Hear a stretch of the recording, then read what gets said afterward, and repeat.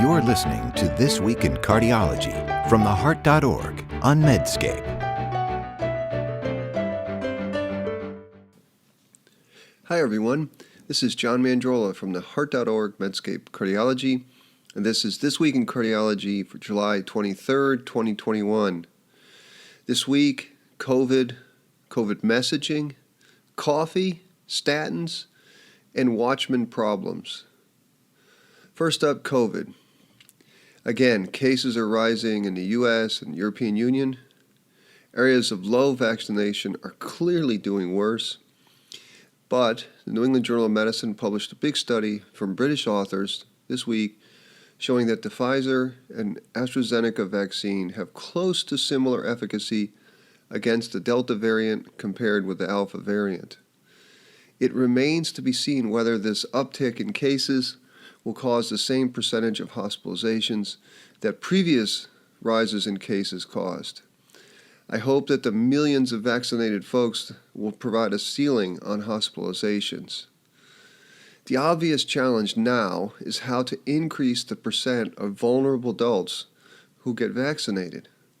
And this is why trust in public health officials and their messaging was so critical. Harvard epidemiologist Dr. Michael Mina had some very nice comments in the New York Magazine. I'll link to that article, and it's an article about the New York Yankees positive test story. Dr. Mina really bemoaned the black and white binary messaging. Here he was talking about the limitations of the supersensitive PCR test versus antigen test. He called binary messaging immensely destructive. Now, one of Mina's core beliefs in public health is that you absolutely need to bring the public along. You need to keep them informed. If you don't have the public buy-in for everything you're doing, you will never defeat a pandemic.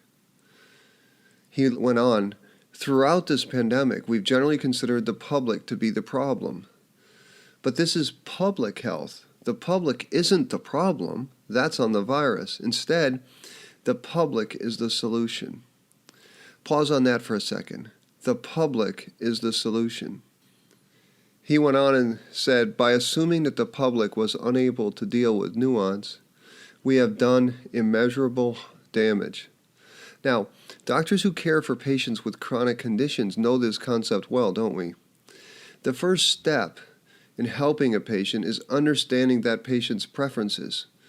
You have to meet patients where they are. Of course, another pillar of the shared understanding of medicine is frank discussions of uncertainty and risks. And I see a perfect analogy between how a doctor uses the shared understanding of medicine with a patient and how a public health expert uses shared understanding with the public. One major lesson of this pandemic will be how to improve public health messaging so as to make the public part of the solution. And I agree with Dr. Mina. As it is in our clinics, nuance is crucial, as is humility, and absolute utter frankness about the uncertainties and risks. And, of course, finally, avoiding foolish recommendations. For example, the notion of putting 3-year-olds in daycare in masks for safety. Foolish recommendations will shred trust. And trust is hard won, but it is easily lost. Next topic today is coffee. JAMA Internal Medicine has published yet another coffee study. Now, I've written previously, and I'll link to this, that the research enterprise would be better off with fewer observational studies of things like coffee and chocolate and blueberries, etc. For one, these nutritional observational studies are methodologically challenged because of recall bias. People have to self-report. Another problem is that coffee drinking, dark chocolate consumption, blueberries, they track with other behaviors, and it's hard to sort out causality out of a single exposure. Plus, I really had thought this story on coffee was well established. I mean, oodles of recent studies have shown no association with arrhythmia. But I learned from the introduction of the JAMA Internal Medicine paper that some professional guidelines still suggest avoiding caffeine to diminish the risk of arrhythmia. Now, who knew that guidelines were that slow moving? This particular study from the UCSF team led by Dr. Greg Marcus, the first author, Yoon Jung Kim, and sorry for any mispronunciation, this study was somewhat better than most, and it had a few notable twists that are worth comment. The authors used the UK Biobank, which includes about 500,000 participants in the UK who underwent exams and provided blood samples and then were followed over time.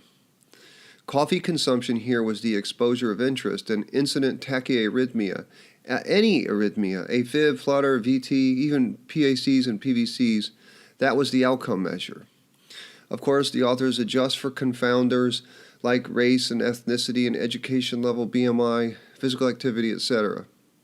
Now, one of the twists here was that the UK Biobank participants also gave DNA samples, and this allowed the authors to construct a caffeine metabolism polygenic score by combining 7 genome-wide significant gene variants. A higher genetic score represents slower caffeine metabolism. A higher genetic score represents slower caffeine metabolism. Now, to validate whether these single nucleotide variants or genetic markers of coffee consumption, they tested the hypothesis that genetic makeup tracked with self-reported coffee consumption. And indeed, the gene variants influence coffee consumption, with slower metabolizers reporting lower coffee intake. The genetic data allowed the researchers to do what's called a Mendelian randomization study. Mendelian randomization has been called nature's RCT, or randomized controlled trial. Editorialists Zachary Goldberger and Rodney Hayward called it a quasi-experiment. Now, the biggest Mendelian randomization I know of are the LDL genotypes, in which having gene variants that associate with very low LDL confers a very low risk of heart disease compared with people without the gene variants. And here's how I understand the Mendelian randomization in this study. Now, the big problem with epidemiologic studies like this is that self-reported low or high coffee consumption may track with other important variables that are non-random, like exercise or diet. But the gene variants occur at random. And if slow metabolizers, who drink less coffee because they get a bigger bang for their buck, had a lower event rate, you might have a clue that caffeine was important in causing that effect. The key with Mendelian randomization is that having or not having the gene variants is naturally randomized. Okay, now to the two main results of this paper. First, over 4 years, and with adjustments for confounders, the authors found that coffee intake not only did not associate with an increase in any arrhythmia, but they also found that each additional cup of coffee was associated with a 3% lower risk of incident arrhythmia. The hazard ratio is 0.97, with confidence intervals super tight at 0.96 to 0.98. Second main finding is that in the Mendelian randomization portion, they found no significant association between the underlying genetic propensities of caffeine metabolism and risk of arrhythmia. So my comments. Taken alone, it is hard to draw conclusions from one observational study, but these findings add to the many contemporary studies that find no association between caffeine and arrhythmia. And the absence of relationship between genetic markers of caffeine metabolism bolsters the conclusions that caffeine is not proarrhythmic. Again, because the gene variants that affect coffee intake are distributed randomly. Now, I think the main comment, the most important comment, is to make a huge cautionary note on the finding that each additional coffee associated with a statistically significantly lowering of arrhythmia. We should not take this as evidence that coffee is antiarrhythmic. And the reason I say this is that the sample size was huge, the effect size tiny at only 3%, and only a small fraction of participants reported an arrhythmia. So this is a classic problem with statistical significance in large databases. Tiny effect sizes that are not clinically relevant can reach a statistical significance threshold. So in sum, I don't know that we needed another study that finds a lack of association between coffee and arrhythmia, but there you have it. We do. And this one is particularly methodologically strong.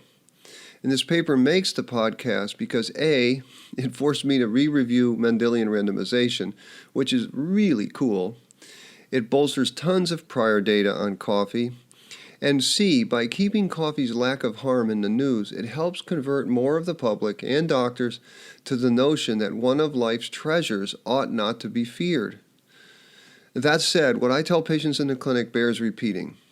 While coffee doesn't associate with arrhythmia in populations, by all means, if a patient feels more palpitations after drinking caffeine, they face a simple choice. Drink the coffee and put up with the flutters, or stop the coffee. Such is a classic preference-sensitive decision. And a final note, the other reason that the non-connection between coffee and arrhythmia is important is to lessen distraction. And this is because people digest only a finite amount of advice. Time and effort spent on caffeine is time and effort not spent on more important things, say not eating potato chips or ice cream or focusing on taking your anticoagulant. Third topic is CTA and statin use. JAK Interventions has published an observational study done in Western Denmark that studied the association between statin use and either no coronary disease or non-obstructive disease in 33,000 patients who had coronary CTA scans for symptoms between the years 2008 and 2017. The first author, Christian Overhouse, along with many colleagues, made two comparison groups. About 20,000 patients who had no coronary disease, clean coronaries, and 13,000 who had non-obstructive disease, lesions less than 50%. They then used national registries in Denmark to determine statin use in cardiovascular events, median follow-up 3.5 years. The main findings were that the absolute risk of the combined endpoint of MI and death was directly associated with CAD burden on the scan. CAD burden was assessed with four groups of coronary artery calcium: 0, mild, which was 0 to 99, moderate, CAC 100 to 399, and severe, CAC greater than 400. Well, remember, all these patients had either no or non-obstructive disease. Also remember that when I tell you the results, they are in rates per 1,000 patient years. So event rates were 4 in 1,000 in the patients with no coronary disease, 7.8 per 1,000 in mild, 13 per 1,000 in moderate, and 32 per 1,000 in severe non-obstructive disease.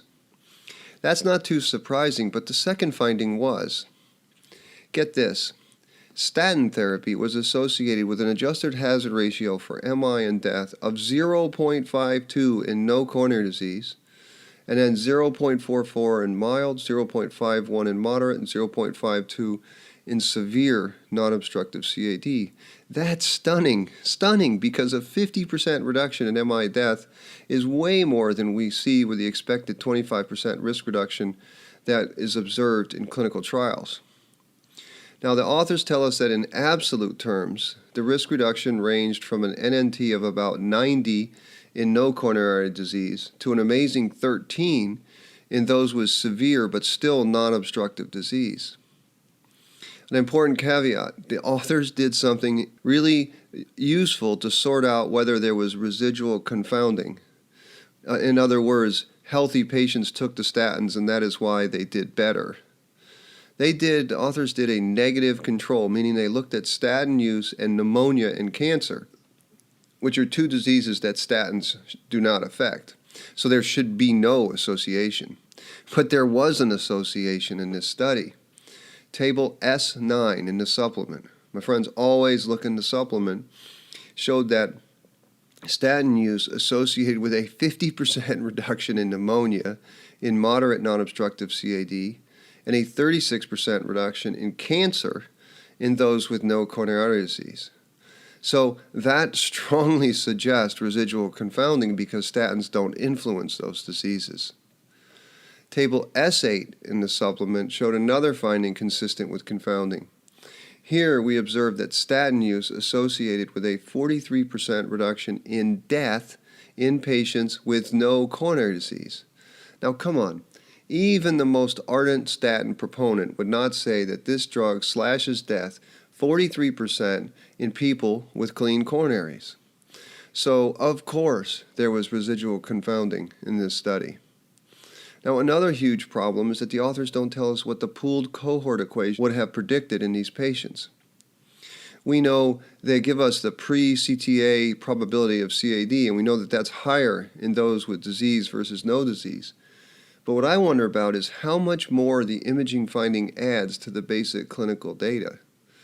Consider that for the typical intermediate risk person, say with a 7.5% 10-year risk. If this imaging study is to be taken at face value, a scan might change your absolute event rate from 4 per thousand to 32 per thousand. How does that really help the average person? I mean, in a grid of 1,000 faces, the difference between 4 and 32 frowny faces looks terribly small. People committed to doing everything to prevent MI, they're not going to be sensitive to the risk reduction. They're just going to take a statin regardless. And for those on the fence, I don't really feel like a difference between 4 and 32 events per 1,000 is going to help sort out the really difficult decision of whether to take a pill for a lifetime, a pill that doesn't make them feel any better. So in sum, this paper makes the podcast because coronary CTA imaging is becoming increasingly popular for the exclusion of left main disease. At least that is how I'm using the scan. And I don't think papers like this, with its serious confounding, can be used to support statin decisions. And I am surprised this one got by the zero CAC peer reviewers. Zero CAC folks believe that no coronary disease, no coronary calcium, confers a risk so low that you can avoid statin therapy. But this paper reports a massive 50% reduction from statins in patients with no coronary disease. That observation defies all that we believe about statins and atherosclerosis. My friends, always be careful using observational studies to overturn medical practice that has been established by oodles of randomized controlled trials. It is old news that data from RCTs and statins show that these drugs reduce event rates by about 25%, and of course, 25% of a bigger baseline risk translates to a higher absolute risk reduction. Final topic today is appendage closure. Let's start with the acronym DRT. The acronym here belies the seriousness of the problem. DRT stands for device-related thrombus, and its translation is that a blood clot has formed in the arterial circulation in the left atrium on or near the foreign body that was implanted to prevent a blood clot from forming in the left atrium. Now, I know the neutral Martian is going to be completely confused, but let me help sort this out. Jack has published a study from researchers from Mayo Clinic, first author Trevor Sennard, that attempted to assess outcomes and predictors of DRT. And my colleague and frequent debater, Dr. Osama Wazni, co-wrote the editorial. The editorial is pretty darn good. Journalist Patrice Wendling has outstanding news coverage. Please read her piece. The Mayo-led group reached out to Watchman Centers and asked them to send in cases of device-related thrombus, along with 2 cases at around the same time that did not have a DRT. This allowed the researchers to compare characteristics and attempt to put together predictors of those who had a clot and those that did not. They studied about 700 patients, 470 without DRT and 237 with DRT. And the study reported many important and sobering findings, but let's first talk about its limitations.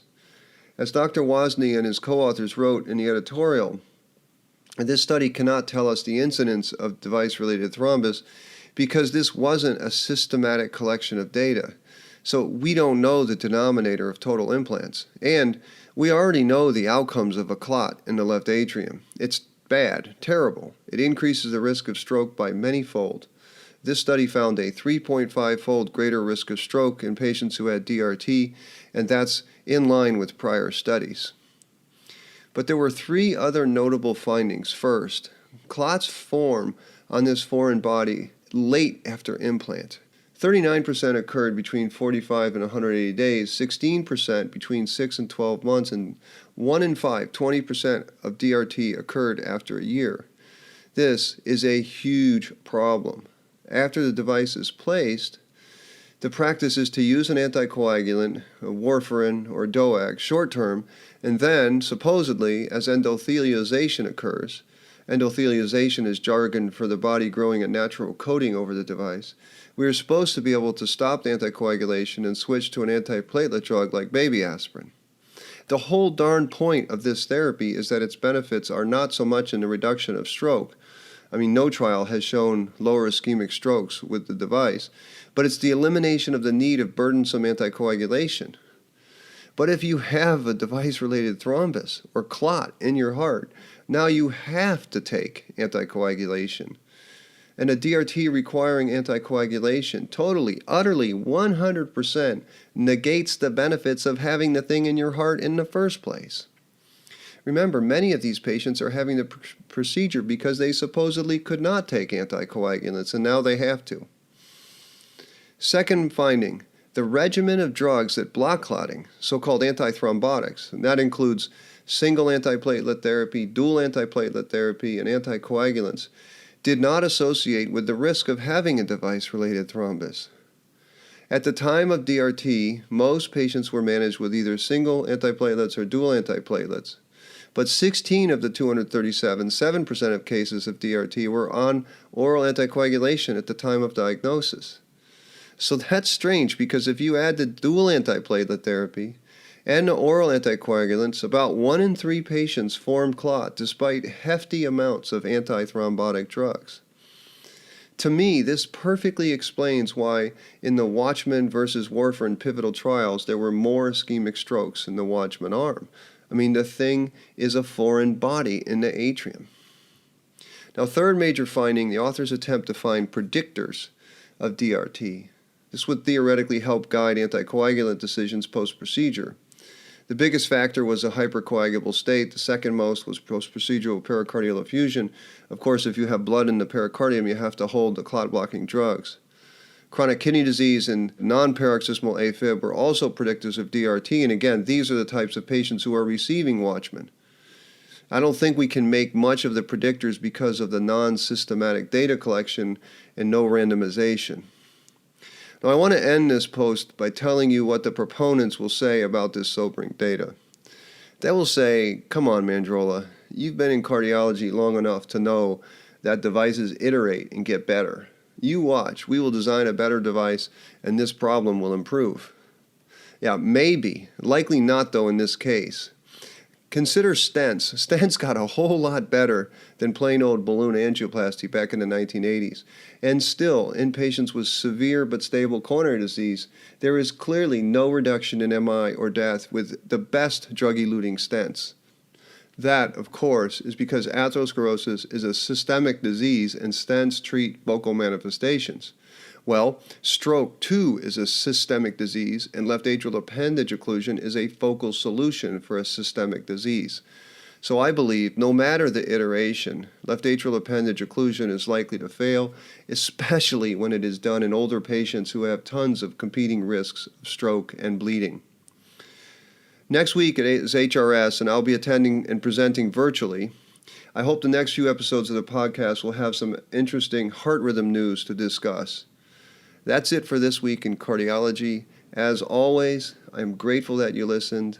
And friends, remember, if you like this podcast, please remember to take the time to give us a rating, write us a brief review. That helps others find us. Until next week, this is John Mandrola from the Heart.org Medscape Cardiology. You're listening to This Week in Cardiology from the Heart.org on Medscape.